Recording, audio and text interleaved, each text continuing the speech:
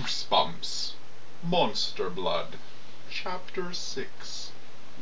Okay, Evan said. Let's check out the town. I have to go to the toy store and look for a present for my cousin, Andy said, hoisting her bike up by the handlebars. How old are you? Evan asked, tugging Trigger down the street. 12.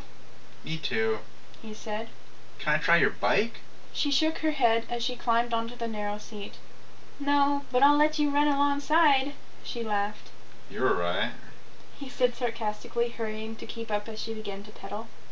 And you're stupid, she called back playfully. Hey, Andrea, wait up, he called, stretching the name out to annoy her. A few blocks later the houses ended and they entered town. A 3-block stretch of low 2-story shops and offices. Evan saw a small brick post office, a barber shop with old-fashioned barber pole up front, a grocery, a drive-through bank, and a hardware store with a large sign in the window proclaiming a sale on birdseed. The toy store is in the next block, Andy said, walking her bike along the sidewalk. Evan tugged Trigger's leash, encouraging him to keep up the pace. Actually, there are 2 toy stores, an old one and a new one. I like the old one best. Let's check it out, Evan said, examining the cluttered window display in the video store on the corner. I wonder if Aunt Kathryn has a VCR. He thought. He quickly dismissed the idea. No way. The toy store was in an old clapboard building that hadn't been painted in many years. A small hand-painted sign in the dust-smeared window proclaimed, Wagner's Novelties and Sundries. There were no toys on display. Andy leaned her bike against the front of the building. Sometimes the owner can be a little mean. I don't know if he'll let you bring your dog in. Well, let's give it a try, Evan said, pulling open the door. Tugging hard on the leash, Trigger led the way into the store. Evan found himself in a dark, low-ceilinged, narrow room. It took a while for his eyes to adjust to the dim light. Wagner's looked more like a warehouse than a store.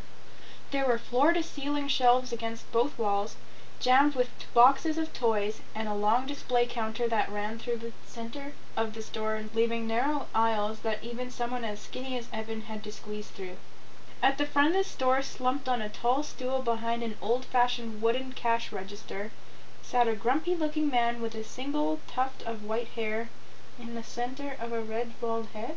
He had a drooping white mustache that seemed to frown at Evan. And Andy as they entered. Hi, Andy said timidly, giving the man a wave. He grunted in reply, and turned back to the newspaper he was reading. Trigger sniffed the low shelves excitedly. Evan looked around at the stacks of toys. It appeared from the thick layer of dust that they'd been sitting there for 100 years. Everything seemed tossed together. Dolls next to building sets, art supplies mixed in with old action figures. Evan didn't even recognize a toy drum set underneath a pile of footballs. He and Andy were the only customers in the store. Do they have Nintendo games? Evan asked her, whispering, afraid to break the still silence. I don't think so, Andy whispered back. I'll ask. She shouted up to the front. Do you have any Nintendo games? It took a while for the man to answer. He scratched his ear. Don't carry them, he grunted finally, sounding annoyed by the interruption. Andy and Evan wandered towards the back of the store. Why do you like this place? Evan whispered, picking up an old cap pistol with a cowboy holster. I just think it's neat, Andy replied. You can find some real treasures in here. It's not like the other toy stores. That's for sure, Evan said sarcastically. Hey, look. He picked up a lunchbox with a cowboy dressed in black emblazoned on its side. Hopalong Cassidy. He read. Who's Hopalong Cassidy? A cowboy with a stupid name, Andy said, taking the old lunchbox from him and examining it. Look, it's made of metal, not plastic. Wonder if my cousin would like it. He likes stupid names too. It's a pretty weird present, Evan said. He's a pretty weird cousin, Andy cracked. Hey, look at this. She set down the old lunchbox and picked up an enormous box.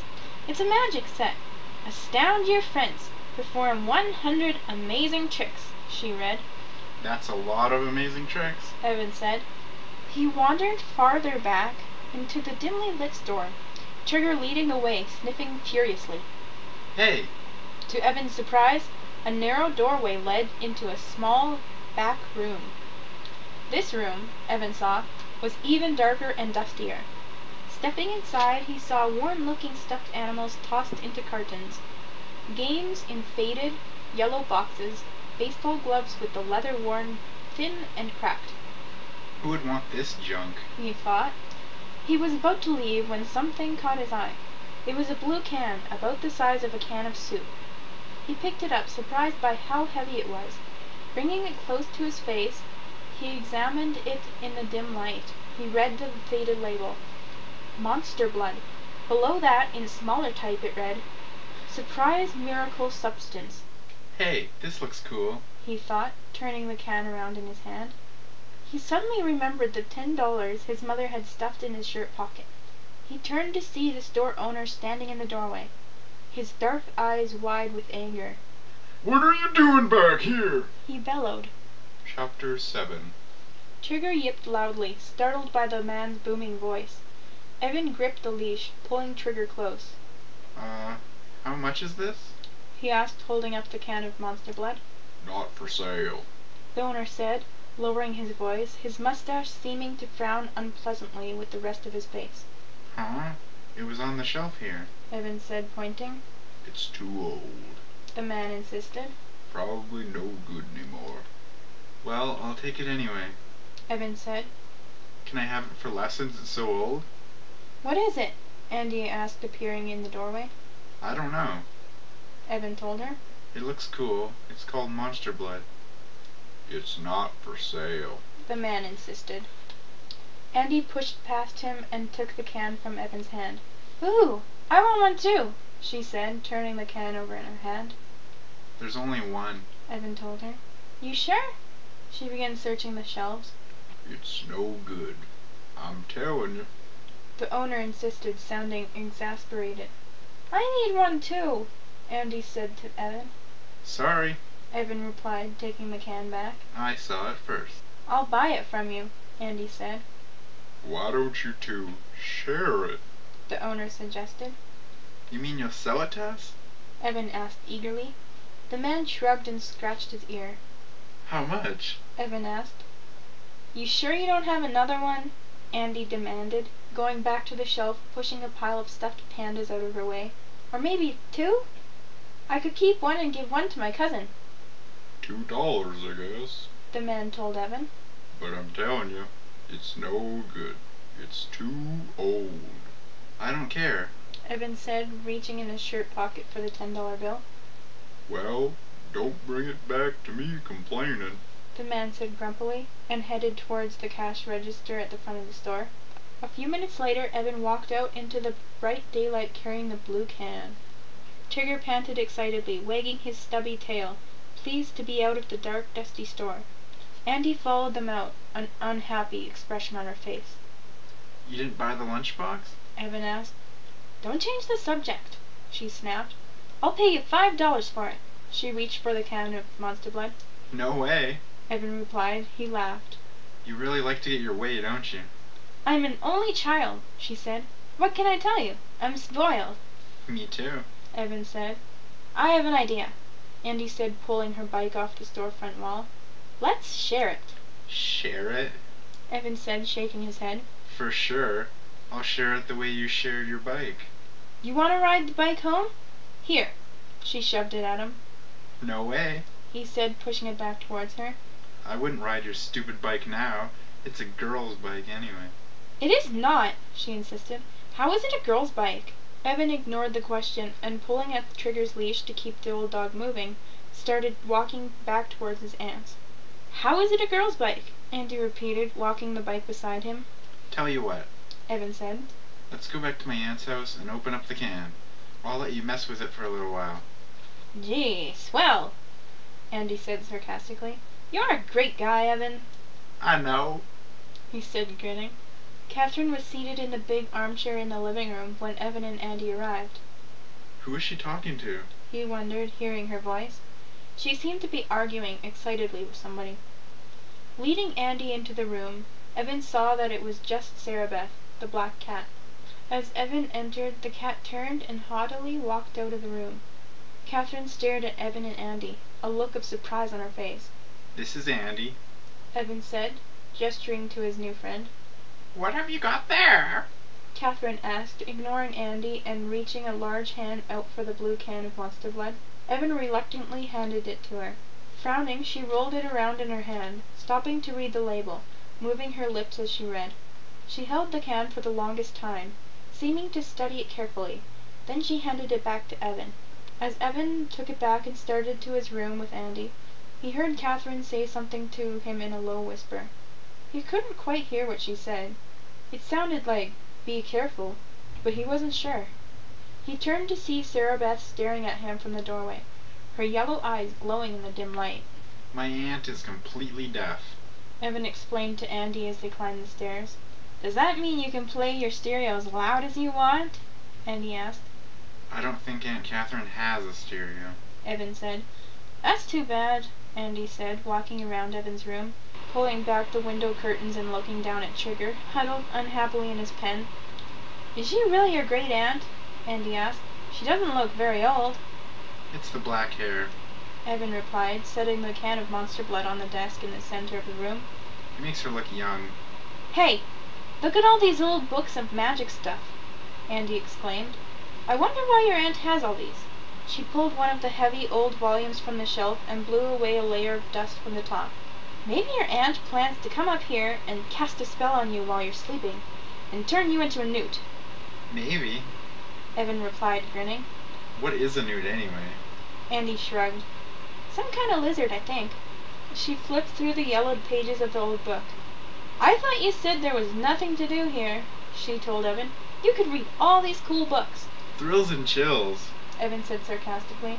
Replacing the book on the shelf, Andy came over to the desk and stood next to Evan, her eyes on the can of Monster Blood. "Open it up! It's so old, it's probably all disgusting and rotten."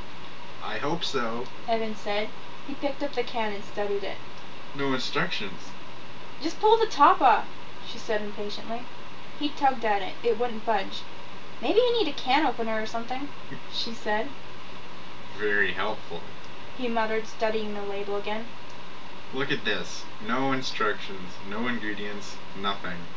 "Of course not. It's Monster Blood!" she exclaimed, imitating Count Dracula. She grabbed Evan's neck and pretended to strangle him. He laughed. Stop, you're not helping. He slammed the can down on the desktop, and the lid popped off. Hey, look! He cried. She let go of his neck, and they both peered inside the can. Chapter 8. The substance inside the can was bright green. It shimmered like jello in the light from the ceiling fixture.